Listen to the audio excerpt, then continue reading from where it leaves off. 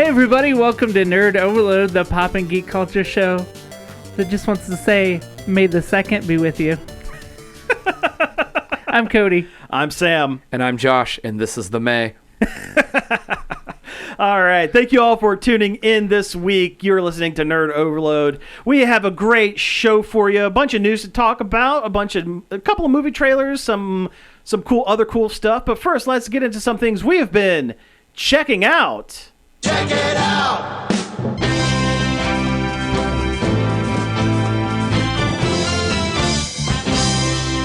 I saw Thunderbolts last night. Oh, yeah, you did? I was going to ask about that. It was pretty good. I'd have to say it's one of the higher tier.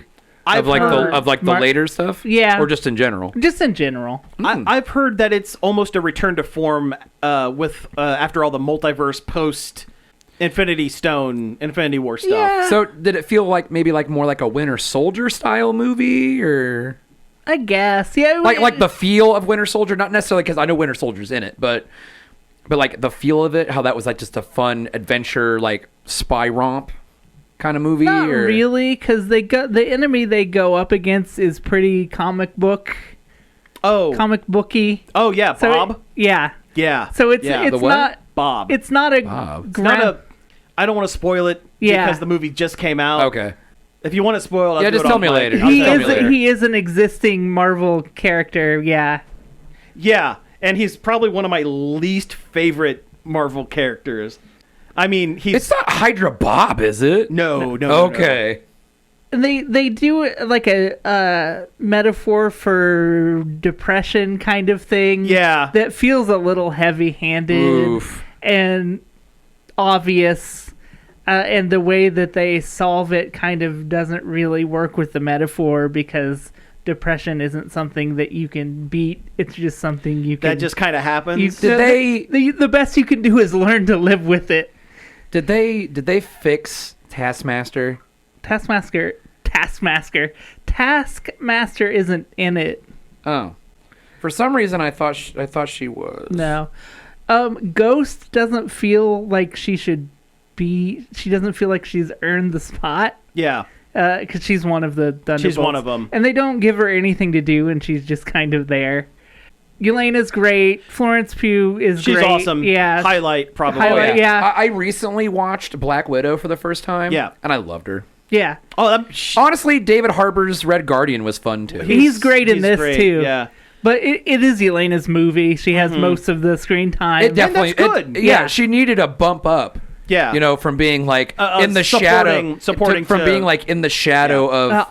all of the characters get a major bump up by the end of the movie. Good. And I won't spoil why that is, but they definitely do. Okay, right, cool. And it definitely puts, wheels on the MCU plot that have been missing since Endgame. They're definitely building to something now. I think I know where you're heading with it. So All right. Does it have like a little bit Guardians of the Galaxy vibe a little bit? No. It does. No. Because there was the scenes that I've seen in the trailers. They're pretty funny. It is. They are funny, but it doesn't. It doesn't really have that vibe. Okay. I was a little worried because it's another ensemble cast.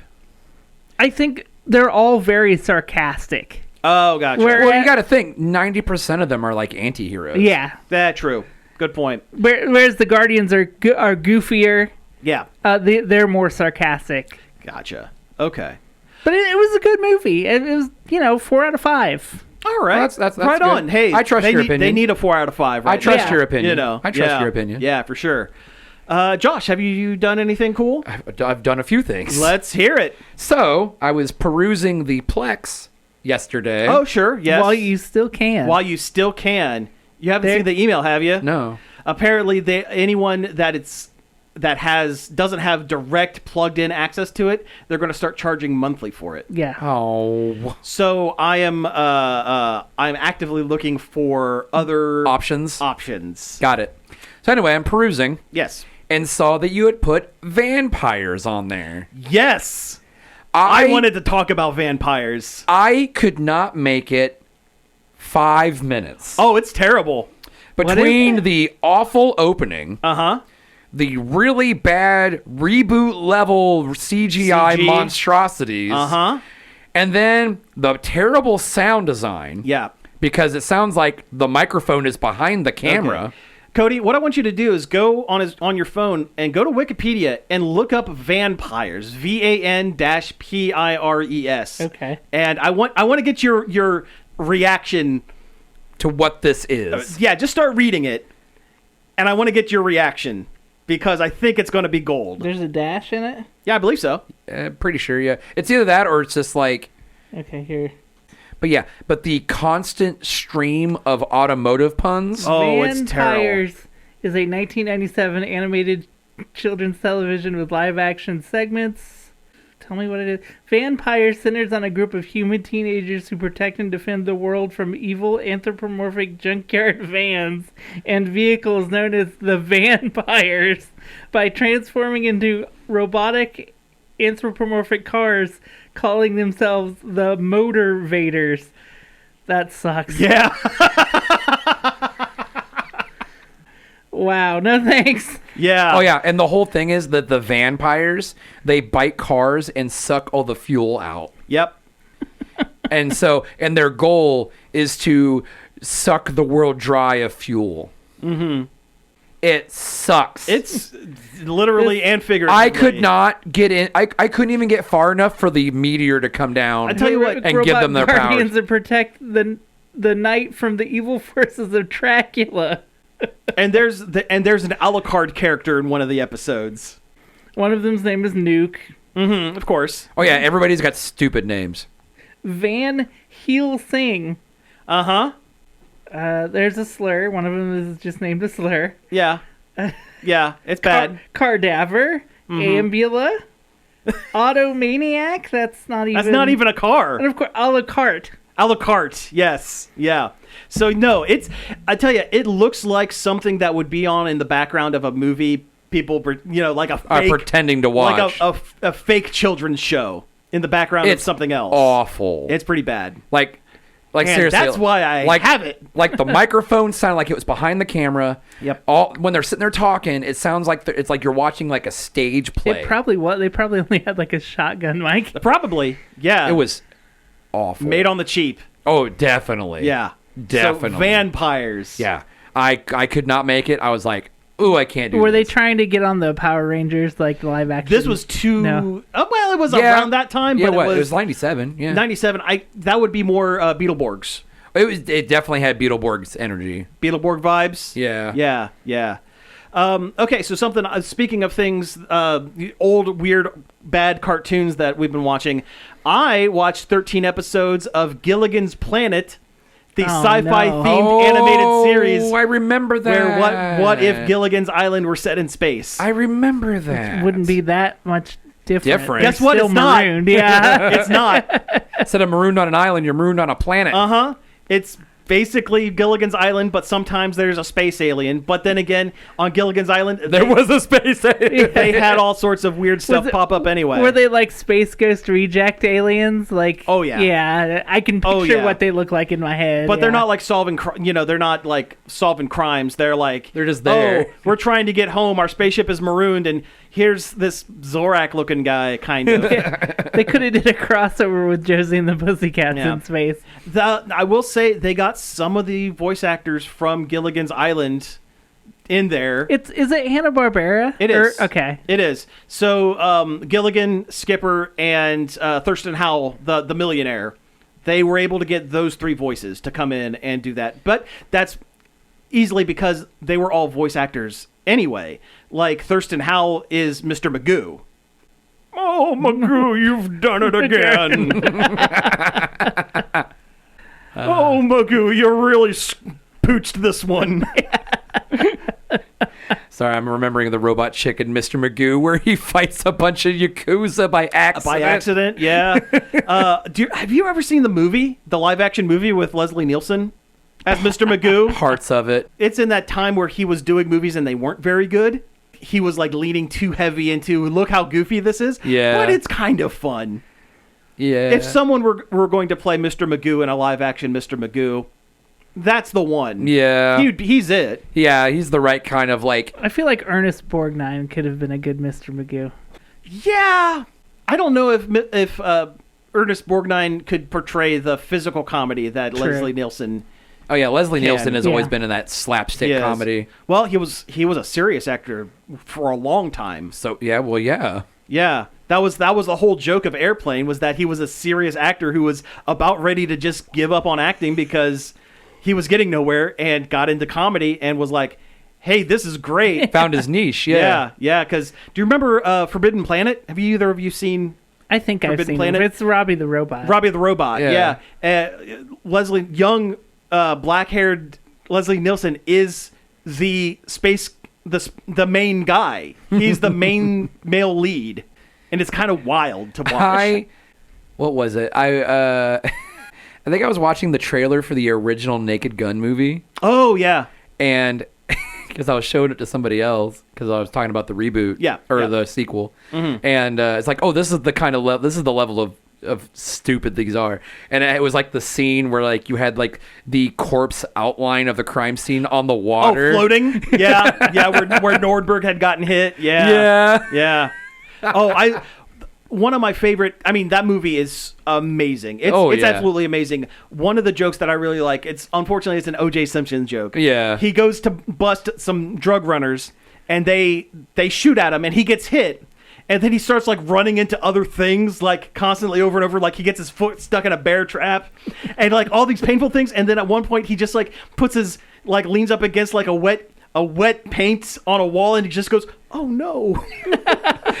while he's like bleeding out and everything else, he just goes, "Oh no, Oh no!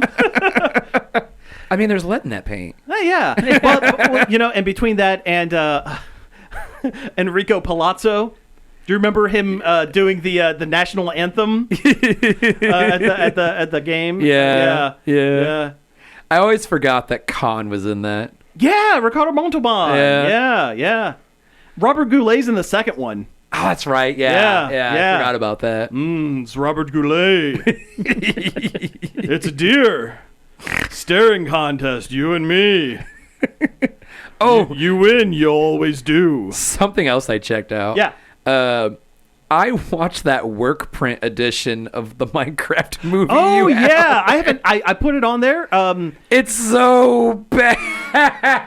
How bad is the work print area? Is it like CGI's not correct and stuff like that? Or Sometimes, Yeah. like sometimes the CGI is like kind of there, but kind of not. Sometimes Okay. it's not there at all. really? Like some of the green screens? like some of the, oh yeah, like especially like when they're interacting with purely CGI like things, like it gets real weird around their hands. Like Jack Black sitting there petting his wolf dog thing, and it's like just looks weird. Okay.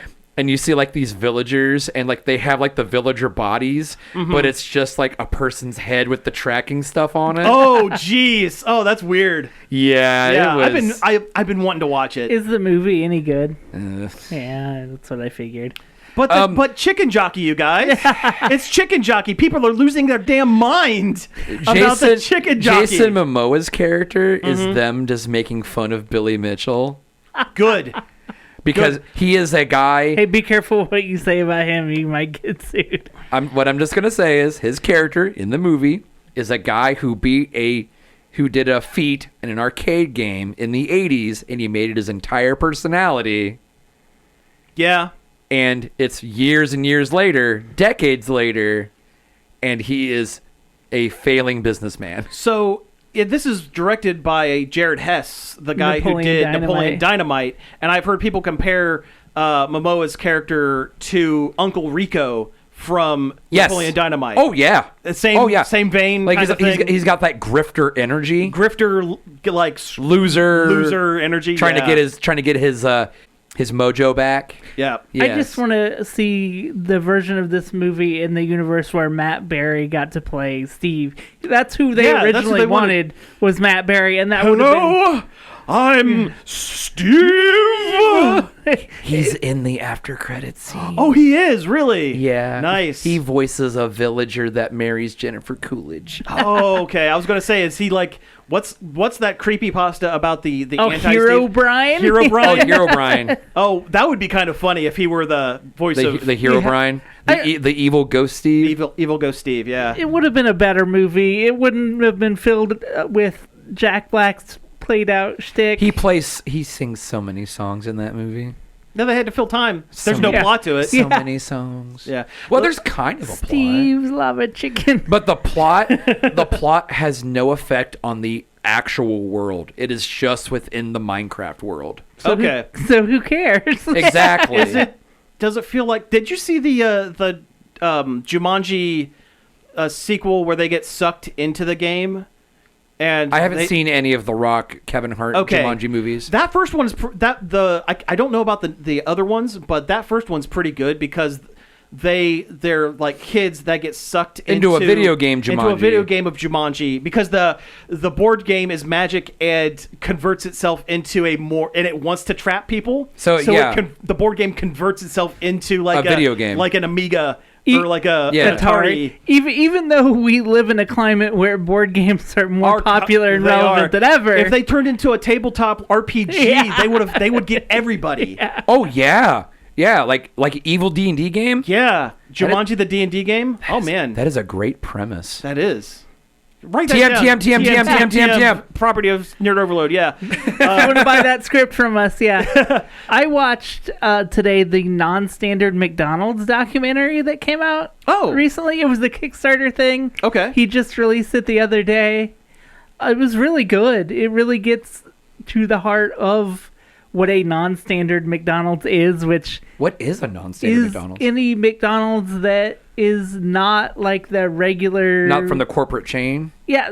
They're ones where like owner operators decided they want the name, but they don't want to be part of the corporate. No, they're still part of the corporate. They just make their specific location special in some way, or make it fit into that community. Or Rock and Roll McDonald's in Chicago is an example of one.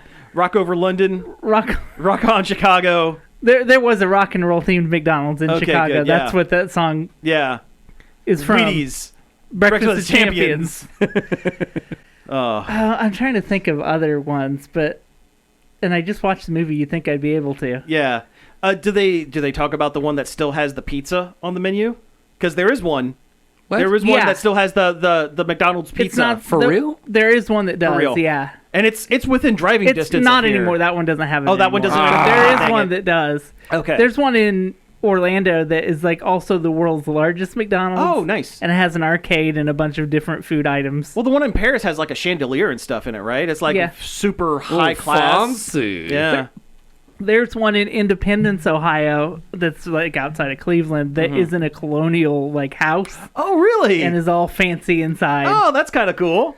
But it goes into a lot what non-standard McDonald's is, why it happened, why they're disappearing. Sure. But also like corporate synergy and corporate greed. Yeah. But also like a lot of things that McDonald's is known for came from McDonald's as being non-standard. The Big Mac was invented by a local owner-operator, and then corporate took it on. And the same thing with a Happy Meal. Yeah. It was like a Hawaiian thing or a South America thing, wasn't it? They didn't go over. Yeah, there's some. I forget what I was reading about the history of the Happy Meal, and it was like a South American. It might have been Mexico. It might have been somewhere down south. It might have been it could have been Hawaii, somewhere there, somewhere far away. Yeah, where McDonald's wasn't getting a lot of traction. So they created one where it's a smaller cheeseburger, smaller fries, and they would go to like the garage sales and stuff and buy little cheap chintzy things and put it in there as the prize. Yeah. Yeah. And it's funny, the through line, like the thing they keep going back to between sections of the documentary is that statue of Ronald and the food that's out there by 71 in Sunbury. Yeah. Creepy Ronald. Yeah. Like they keep relating it back to that statue. Really? I didn't know that used to be on the McDonald's in Easton. Oh, really? I didn't know that. And then when they got rid of that, it somehow ended up over there. I'm glad they saved it. Yeah. I kind of love that stupid thing. It's definitely a landmark. It's kind of like how the McDonald's by the Walmart on 95 used to have that Ronald McDonald on the bench. Yes. Yeah. In their little play area. Yeah, but it's a great documentary. He did a really good job putting it together and like narrating the whole thing. Okay. It's on YouTube. It's about an hour long. Nice. It's worth a watch. I will have to check that out because that sounds right up my alley for like documentaries and stuff. I rewatched Galaxy Quest. I watch it about once a year. I love that movie. I love it's one of the best Star Trek movies ever made. It really is. I don't think there's such a thing as a perfect film. No, but Galaxy Quest gets damn close. It gets pretty close. I need to watch it like, again. Not only for like just the it's just a fun movie and it's got a lot of great actors in it, but also like kind of like the things they kind of talk about and reference. Yes, was resonated real hard with the old Star Trek. There's a lot of deep cuts. Oh yeah, the old Star Trek fandom. Yeah, like Shatner losing his ever-loving mind toupee. Yeah. at a fan at a convention. Mm-hmm. Also the fact that there's a story that I read once when the movie came out. Patrick Stewart was going to avoid it, right? Because he was like, "Oh, they're just making fun of Star Trek. You know, I don't need to watch that." Mm-hmm. But then Jonathan Frakes called him and said, "Hey, have you seen this movie? You need to check. You this need out. to watch it because it's great." And he loved it. And he loved it because he lived it. Yeah, yeah. So a couple things about it. I love the way it turned out. You know, the movie was hard R at one point, right? Yeah, I think we talked about that on here before. It was shot as an R-rated film. It had a lot of, drug and sex references that producers cut out, and there's still a lot. I'm glad there. they did, but there's a part of me that wants to see that, like that cut, because the two things I always bring up with it. One, there's a scene. So at the near the end where they're at the chompers, they're in the bowels of the ship. They're trying to get to the Omega 13. the big clank things. Yeah, and Sigourney Weaver just goes, "Screw this! Who put this in here?" If you look at her lips, she's not saying "screw." Yeah. They dubbed over that for sure. And the other thing, and I didn't pick up on this until later. So Tony Shalhoub's character is always snacking. Always snacking. At some point, he walks onto the new ship. At some point, with like a mysterious brown bag. He's and of all the people that get shot up into space, he's the only one that doesn't get like the space sickness or whatever. Or he doesn't. He's the only one that doesn't start freaking out. He doesn't start freaking out when he sees the aliens. And the bag disappears for a while in the film. Yeah. And then at the very end, where they go after the Ceres's henchmen. Yeah. They drop the rock monster. They teleport the rock monster into their into the room. Yeah. Into the room, and they're playing cards and they're like smoking cigars and stuff. Yeah. If you notice, that brown paper bag is there. Apparently, in the R-rated cut, Tony Shalhoub's character was high the entire time, and that was his bag of drugs. Yeah, and you could tell. And there was at some point the bag of drugs gets stolen by Ceres's crew, goons. And that's why they're just hanging out playing cards and chilling. They're all stoned because they're all stoned, but because and then they got killed by a giant rock monster. Yeah, but because they cut out the drug references, it's kind of left ambiguous. Hey, but if you're looking for it, it's there. Hey, guys, they're telling me we've got a crack in the beryllium sphere. So we really need to get that fixed. Speaking of R movie, I kind of wish Thunderbirds.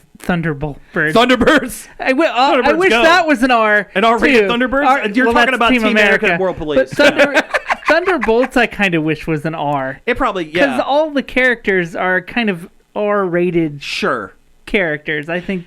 And they're not shy about the murder. And now that Disney has Deadpool, they pulled the cork off the bottle with that, and Daredevil. Oh yeah. But they could definitely do an R-rated, but they don't have the artistic integrity to do that. Not really. They want the money. They want the money, and they want the toy sales. Yep.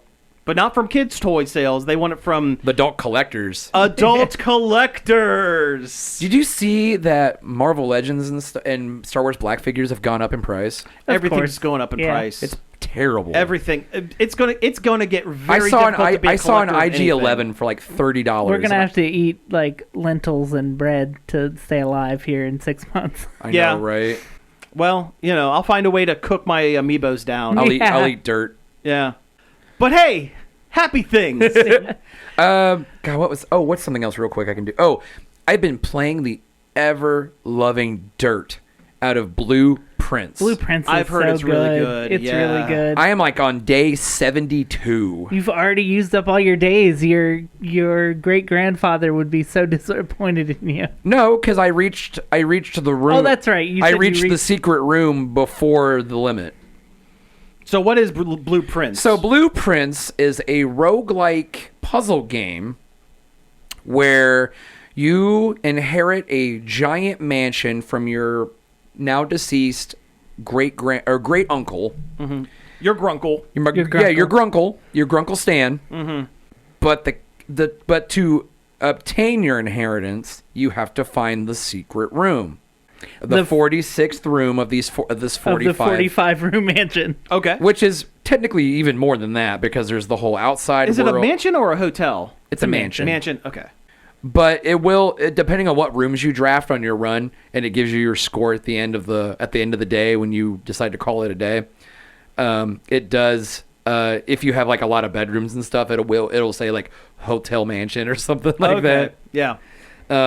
Just random little things like that. But it's like when you walk into the building, it randomly generates one room at a time. You pick. You pick from you, three. you have a deck of rooms, and you pick 3 at a time, and pick one from 3 every time you open a new door. You can unlock more rooms if you find. There's a couple rooms that you can randomly find. Mm-hmm. Depending on what puzzles you solve and stuff like that, you'll find a blueprint. Yeah. Or if you find the drafting room and you go to the drafting table, there will be 3 new rooms you don't have, and you can pick from one of those to permanently add to your deck. Oh, interesting. But that room does not show up often. No. I have heard that the RNG for certain rooms is kind of busted. Oh yeah. There's one room. It's considered a dead end room, but it's really important and really useful, and I almost never get it anymore, and it drives me nuts. Yeah. It's the utility box room. Yeah. Oh yeah. I almost never get it anymore. Yeah. I'm glad I solved the big puzzle that's in that room, but yeah, I heard the devs are rejiggering the. There was a update yesterday, but okay. but I'm not sure what the update entitled. I couldn't find the patch notes. I bet you one of the things is just to fix the make some of the rare rooms a little more accessible. Now there are some rooms you can draft that will increase your chances on certain things. Yes. Okay. It's a big puzzle that's stacked on top of a million little puzzles. Oh yeah, Sure. there are so many little puzzles in so many rooms. It has so much depth to it. I'm surprised it's become as popular with everybody as it has because it is a really dense puzzler. And it is hard. Yeah. There's a room called the billiards room that has a dartboard on it. I still have not figured out that puzzle. You got to find a piece of paper that tells you what all the colors and stuff mean. Oh, okay. But it is a math puzzle. Oh, fun. And you got to do math equations to find the answer. Now all the sums are the score numbers on the dartboard. Okay. And so you got to do the math and figure out what number you need to click to go to the next puzzle or to solve it to interesting. To open the dartboard up to get whatever's inside. Gotcha. Which Okay, is that's typically special. It's always keys. Okay. Sometimes it's regular keys, and when it's regular keys, you get like 2. Mm-hmm. Or if it's a special key, you'll get 1. Gotcha. I like the parlor room lockbox puzzle. I have failed more of those than I like to admit. I think I've gotten more than I've failed. It's kind of like a 2 truths and a lie situation. Well, not exactly that. Yeah, because sometimes you'll have 2 truths. Yeah. But there's always a lie, and only one box contains the prize. Gotcha. Of the 3 boxes. Well, it sounds really interesting. It sounds pretty cool. I can't put it down. It's stupid. Yeah. But yeah. So a recommend then. Oh yeah, definitely, Okay. definitely, especially since it came out on PlayStation Plus, and it's on Game Pass. and it's on Game Pass. Oh, then there you go. There's no reason not to play it then. Also, there is a whole storyline that you can only find through letters and emails. Okay, kind of a hidden kind of thing. Yeah, because there's a huge amount of story that's actually in this. Interesting. I would have played it a lot more if the Oblivion remaster hadn't come out. Fair. And I mean, to be fair, it is Oblivion. Yeah, and it is fantastic. I don't need to elaborate on it. It's good. It's good. It's still good. Good. All right, well, we need to change gears a little bit and jump into some news.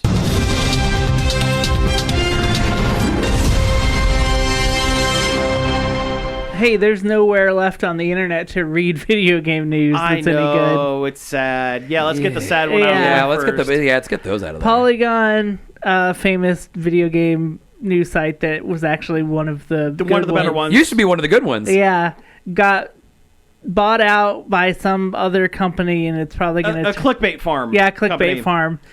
I saw some of the other sites they own, and they're the ones you see garbage headline articles pushed onto your Facebook feed for. Like the Nerdist? Yep. Not quite. But like The Gamer. Oh, I hate that one. Yeah, that's one of them. Like, so, that one is so bad. Like, I hate going to that one because the ad overload is ridiculous, and half the time the page doesn't even open. But yeah, along with the being bought out, they had a bunch of folks get laid off, unfortunately. And some of my favorite creators from their site have been let go. They have been on a steady decline for like the last few years. Yeah, I still can't believe when they fired Jenna. That was such a big that was a big bummer. She was one of their better video essayists. Well, all their video stuff kind of dropped when they decided to pivot away from the comedy, which they were really, really good at. Yeah. Oh, yeah. And went back to just straight up gaming publication news and stuff like that. They needed something to stand out because there's 500,000 gaming publication websites out there. Yeah. But how many of them has Monster Factory? Right? And how many of them has Carboys? Right. With problematic super friend Nick, whatever his name was. But Monster Factory was great. Mm-hmm. It still exists. It's just somewhere else. It's somewhere else, yeah, and they don't, and they rarely do it. Yeah. They do McElroy Family Clubhouse now, and that's actually really good. Oh, it is? Okay. Yeah. Cool. They do a lot of like games and like made up games like they would do on My Brother and Me, but are better because it's video. It's video, yeah. And it's really well produced too. Oh, cool. Well, that's good. Cool. Well, it's the McElroys. If it's not good produced anymore, what are they doing? Yeah. Sure. They're super famous and rich now. Yeah. But no, I remember like they're gonna be at Origins too. Are they? Oh, they are. Yep. And their dad. Oh, and Clint. Yeah, Cliff. Yeah. Or Clint. Clint. Yeah.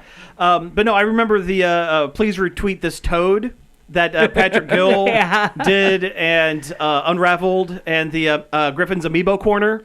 The Griffin's Amiibo corner. Mm-hmm. Can this Amiibo fit in your mouth? Oh, by the way, I found an original Shovel Knight. Oh, nice. Yeah, I was Congratulations. I was pretty excited. Now my Shovel Knight collection is complete. Very good. But no, it's a shame that they're kind of going the way of the dinosaur a little bit. Yeah. Yeah. You're not going to be able... It's going to be like Kotaku, where you can't even read their site without it automatically refreshing it halfway down an article. Oh, I hate that. That's I the hate worst. that so much on websites. Or it'll be they'll be reposting articles from 5 months ago just to be active. Yep. I wish I was rich enough to afford a subscription to Aftermath. Mm-hmm. The website that Gita Jackson and Luke Plunkett and a bunch of like old Kotaku and Polygon writers do, but it's subscription only because they have to make money. They got to keep the lights on. And I don't blame them for that, but also I don't have the disposable income to pay for video game articles. Sure, unfortunately. that's fair. That's fair. But okay, let's move on to some happier stuff. There was a trailer. Let's talk about some trailers. Yeah, let's go. Let's talk about the Apple TV show Murderbot. Yeah, with Alexander Skarsgård in it. It looked pretty good. It looked interesting. Good sci-fi stuff. Yeah. Also with some, looked like it had some decent action, but also some comedy. There's a good amount of comedy in it. It's based on a series of novels and short stories. And by the name, you would think that it's like a super kill death thing. But like a Megan. Or a Megan, kind of thing. Or a RoboCop to some extent. Yes. But no, it's this security robot that gains sentience, but tries to hide the fact that he's gained sentient. So in order to just kind of slack off. Yeah, he just wants to watch TV in his head. Yeah, and he's named himself Murderbot because that's kind of his job. Yeah, his job is to shoot things. I guess I need a name. I'm a Murderbot, so I guess my name's Murderbot. And it's him interacting with human colonists that discover that he's sentient, and it makes them uncomfortable. Mm-hmm. And it seems like a real good mix of action and comedy. It's a shame it's on Apple TV. I'll never see it. This is true. Well, Yeah. Yeah. Let's see. There was a trailer for Wednesday season 2. It looked like more Wednesday. which is fine. It was good. Yep. Yeah, I like Jenna Ortega as Netflix Wednesday. They had a cute gag where she's in airport security and she's pulling out all the like bladed weapons. I saw that. All the knives and stuff. It's kind of an overdone joke, but it was cute. It's a good enough joke. It's cute to see Wednesday do it. Yeah. No, that's it works for Wednesday. Yeah. Yep. In the world of the Addams family, that's fine. Yep. Yep. The Predator Badlands. Yep. It had a trailer as well, right? Yeah. There's a Hulu. Is it a movie or no, it's just a movie. It's a movie. Okay. So yeah, it's another Hulu Predator. Mm-hmm. By the director of Prey, which was a great movie. Yeah. Which was also part of the Predator. Mm-hmm. Yeah. There's a lot of Alien and Predator stuff coming out now. Chris Hansen is nowhere near this movie. Even though it has a child predator. Have a seat. Have a seat. Have a seat right here. For people who don't know, people were lampooning the trailer because the Predator looks weird. Sure. And so the creators came out and said in a headline or a tweet or something saying it's a child predator. They really should have said adolescent. Yes, they should have said adolescent. Young. A young predator. They should have had someone proofread that tweet. Yeah, they should have taken an extra 5 seconds and gone, ooh. read through it once or twice and redo. And now everyone's... Like they had Tobias Funke write their tweet. It really is. Yeah, very good. Yeah. But yeah, it's supposed to be a youthful alien. Yeah, an adolescent predator. That doesn't sound any better. Any better. It's kind of hard. Yeah. Moving on. A young predator? Is that like better? Sheldon? Young predator. God.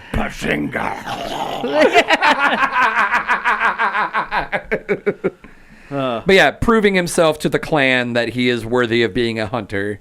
And that's the whole caveat. It's a good concept.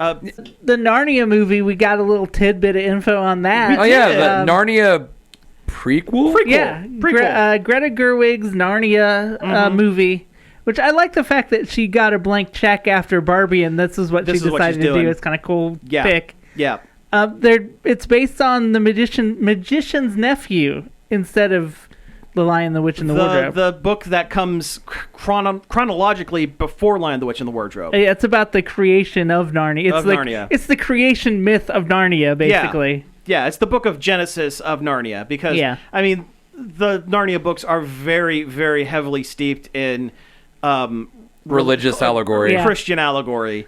So this would be like the Genesis and that sort of thing. I was probably single-digit years old when I read this book, and I still remember like how cool the segment was when like Aslan's like creating the world, walking around with a little bit of glowing on his forehead, and things just are popping out of his forehead. Yes, the exact same way. And for some reason, they keep teleporting through the bottom of a pool.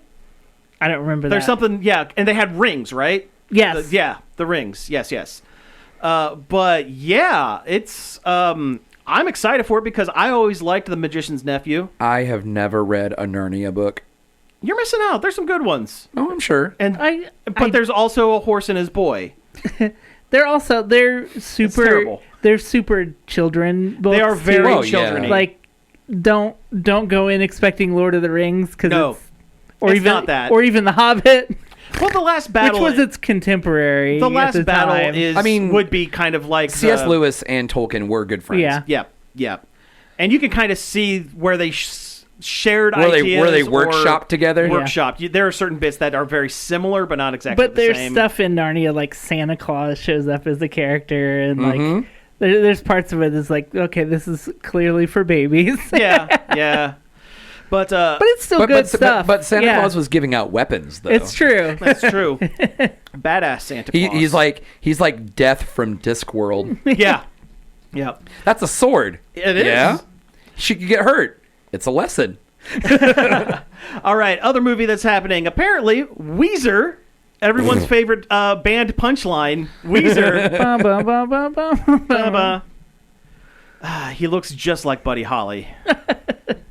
They're doing a movie, I guess. They're doing a movie. And she is Mary Tyler Moore. And she is Mary Tyler Moore. So it is half concert film and half mockumentary in the vein of the Weird Al mockumentary. Oh, so like Weird? Yeah, it's like Weird. Apparently Rivers watched Weird and went, Let's do that. We should do that. do All that. of our concerts are very theatrical. We have like storylines. I don't know if I said it on the show, but it might have been.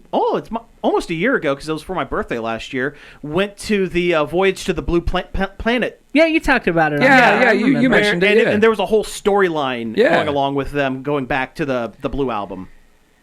But the big news is they have revealed who the main villain of this film is, and it's Keanu Reeves and his former alt-rock band Dogstar. A band no one remembers. Or people remember, but only because it's called Dogstar and Keanu Reeves was the bassist. He wasn't even the front man. No, he wasn't even the front man. Do you think like he was still like cool with all those guys after he got super famous? Oh, Probably. he It's I mean, Keanu. it's Keanu Reeves. He's He's a a chill nice dude. guy, He's yeah. a chill guy. He is a nice, chill dude. But I think it's great. Oh yeah. We'll probably all go watch it together. Oh yeah, for sure. That's definitely listen, something. That's definitely something that we would all do together. Yeah, listen, I know Weezer's kind of a punchline at this point. Oh yeah. But there's still a part of me that unironically enjoys a good Weezer. They were a formative band They were. for Oh, my yeah. music brain. Oh yeah. Same. It's not our fault they became dinks. Well, no, it's not even that It's not their fault that they released Ratitude. Well, It is their fault. Well, yeah, it is their kind of their fault. Yeah. And to be fair, it was really fun live. Yeah, it was. Yeah. They did do that song with Soulja Boy, and that was kind of weak. But no, I'm excited for it. I think it's going to be stupid fun. All right. Something that is going to be stupid. Sure. Why are they making a Toys R Us movie? Money. Does anyone even care about Toys R Us anymore? I miss it. I mean, I do too. I would like to but- go to a Toys R Us, but Yeah, but now it's just a little section at Macy's, and it's very sad. No. What story potential is it? Is it going to be like a docudrama about how that The failed? rise and fall of Toys R Us? Yeah, like what is it? Or is it going to be like a Barbie movie or something where they make some kind of... I bet it's going to be a Barbie movie. Oh, like that style- Spirit Halloween so movie. no, Halloween. it's Toy Story. Yeah. It's just going to be Toy Story. It's Toy Story. Toy Story 2. Yeah. That one was specifically in a Toy Story. In the Toy Story, yes. It's going to be, it's Toy Story, but everyone is a branded toy. Yeah. I kind of wished it would be more in the vein of like that Tetris movie. Yeah. Yeah. Where it was like a slightly fictionalized True story. Heightened reality. That Tetris movie was really good. It was. Too. It was really good. But yeah, I don't know. Or do you think it's going to be like a Sesame Street Find That Bird version type film with Jeffrey the Giraffe? I don't think it should exist. No. I did enjoy the joke we had downstairs where we talk about like if it's not a gritty crime like a noir, with the giraffe, a grizzled and jaded Jeffrey the Giraffe In a trench coat? Yeah. She came into my office that day, and I knew she was trouble. She was a Cabot Patch Kid. I could tell just from one look, she was trouble R us. TM. Episode title. Episode title, yeah. All right. Well, we have time for just a couple of quick ones here. What about this Chrono Trigger remaster? I was going to bring this one up if you didn't. Apparently, at a comic convention in Naples, Italy, Yuji Horii, one of the people that... Well, he's the creator of Dragon Quest. Yeah. But also part of the super group that made Chrono Trigger.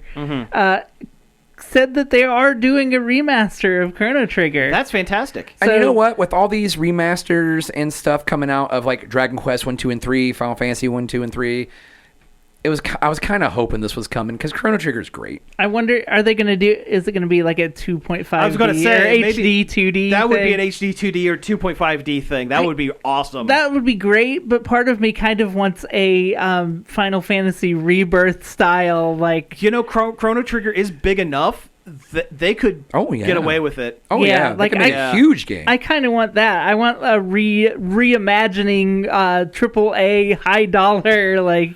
Or like what they did with I'll pay $80 Final for it. Fantasy 11, where you could switch it back and forth between the 3D models and the 2D map. 11 was online only. Yeah, 11 was the Well, first which MMO. one- What, I don't know what you're... Dragon Quest. Dragon Quest 11. Yeah, that's what I was talking about. Certain that's what versions of it do have a 2D mode. Had a 2D mode. Yeah. But no, I think that's awesome. Chrono Trigger. It's really shows how great of a game it is that people they still have love not it. done anything with the franchise in a very long time, and yet people still consider it one of the best turn-based RPGs of all time. I mean, it was such a like super group of devs that made it. It's Sakaguchi, Mr. Final Fantasy, Yuji Horii, Mr. Dragon Quest, and Akira Toriyama Did the art. Dragon Ball. Did the art. Yeah. There was no way it would not be amazing. Yep. At the very. I've never finished it. It's like one of my white whales where like every time I try to play through it, I always like fall off. Or you get distracted. Like a quarter like 3/4 of the way through. Yeah, and well, now you have a reason to stick with to go back through up and try to finish it again. Yeah. Yeah. But that's great. I'm very excited for it. I still haven't gone back and finished the Dragon Quest 3 2D HD remake. Oh, really? Even though it's very good. Yeah, I'm sure it is. I haven't played a Dragon Quest in a long time. I haven't either. I've been thinking about going back because I love Dragon Quest. I like Dragon Quest more than Final Fantasy. I'm just going to say it. Yeah, I do too. I'm sad that Square and Enix merged, the fact that they didn't have competition anymore. Yeah. I like Dragon Quest as a whole more than Final Fantasy, but I do like being able to see my characters on the battle screen. No, that's true. Instead of just the first-person view That's thing. true. That's true. I understand all that. of the newer ones you can. You can, yeah. That's also, true. if the original, like 1 and 2 and 3, the 2D versions go on sale on the Switch a lot. I have played all the way through the first one. And they are good ports, too. Mm-hmm. It was really good. Also, all of the iOS ports of all the Dragon Quests are actually very, very good and very playable. Oh, fantastic. All right, we have one more thing here. Do you guys remember Match Game? Yes. Kinda. I would frequently watch it when like the internet is out and all I can get is the Buzzer channel. I would watch it when I worked in retail. I would watch it in the break room a lot because it was on Buzzer. Oh, yeah. Or over-the-air TV. The classic ones, right? Like the super old ones with Brett. When I was a kid and I would stay the summers with my grandparents, they had the Game Show channel. We had Game Show Network as well. And growing up. And I would watch it a lot there. Same. I would watch it on Game Show Network. And but no, it is potentially coming back with Martin Short hosting it. Now, is it going to be Martin Short, or is he going to play some dumb character that he came up with? I hope it's Jiminy Glick. Yeah. So what's your answer there? I think Jiminy Glick. I think if he's gonna do Jiminy Glick, it should be Hollywood Squares. That would be good. That would be better. Well, in Match Game, it would give that host Gene the Dancing Machine. I forget what his name was. No, not Gene Autry. That's the not singing Gene cowboy. Yeah. Anyway, he would openly mock both the normal contestants and all the celebrity guests. It would be right up there for Jiminy Glick to come in and mock everybody. Oh no, it was Mike Myers that brought back the Gong Show and played a stupid character that kind of ruined the whole thing. Yeah, but that was also the last. Well, no, I take that back. The Pentacle was the last thing he has done. Oh, and that was the Penultimate or whatever. Yeah, the Pentiment or something. It's so bad, it's good. Yeah, it's on my Netflix list, and I sit there and I don't have anything to do. I'm like, I could watch this. I've watched it, and it's like I recognize what I'm seeing and hearing is terrible, but also laugh at it at the same time. Yeah. Welcome to just about any media I consume. This is awful. I can't stop watching it. Yeah, but no, Match Game. I would be interested in checking it out just to see what kind of. Because the classic, everyone was drunk. Yeah, the format. That's the thing. Everyone was drunk. Charles Nelson Riley, I don't think remembered a single episode he was on. Same with Brett Summers. That was her name. Actors and actresses who I don't know if they were known for anything prior to being on Match Game. I'm sure they were. I thought they were all like kind of like aged celebrities, like aged comedians, aged celebrities. Like they were bigger back in the day, but at the time when the Match show came out, they'd kind of fallen from fame, and yeah, kind of like they're this is how they keep getting their name and their face out there. I feel like the format's funny enough. Like you can still watch the old show and be entertained. Why not? Oh yeah. Why wouldn't this work? Yeah, it'll work too. Because I would be interested, because Martin Short has a lot of pull in the industry. What kind of special guests could he get on there? Steve Martin's definitely going to be on there. Selena Gomez. Anyone that's been on Only Murders in the Building, which means Paul Rudd. Yeah. It means...